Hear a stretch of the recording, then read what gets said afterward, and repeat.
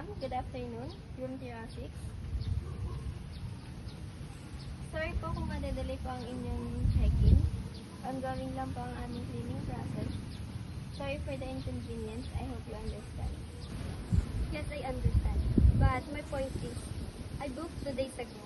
My check-in time is 2 p.m. and it's 3:30. Responsibilidad ng lodging establishment na i-observe ang consumer rights. Failure to comply may lead to legal actions, fines, or closure.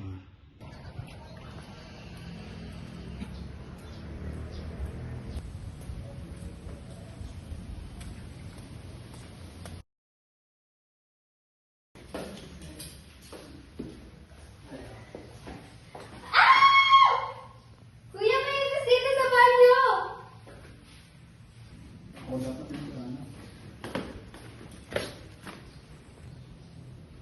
Ma'am, baka naman po lagi niyong iniwan bukas ang bintana niyo.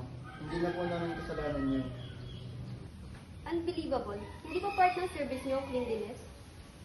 Usapan na. Ang consumer rights. May karapatan po kayo ng right to be heard, right to be safety, and right to satisfactory service. So ano pong pwedeng compensation? We can offer room upgrade, free dinner, and we report this to sanitation action. And maaari din po kayo magsampa sa DTI if you are not satisfied din. Unica, make sure lahat ng bookings well prepared at hindi ito delayed. Stop. Kyle, ang cleanliness is non-negotiable. Hindi issue ang pride, kundi ang legal compliance.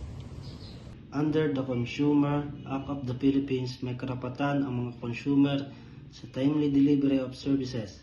Ang delay sa check-in ay isang paglabag kung walang valid na paliwanag. Thank you for addressing my concern. I'll give your sir another chance.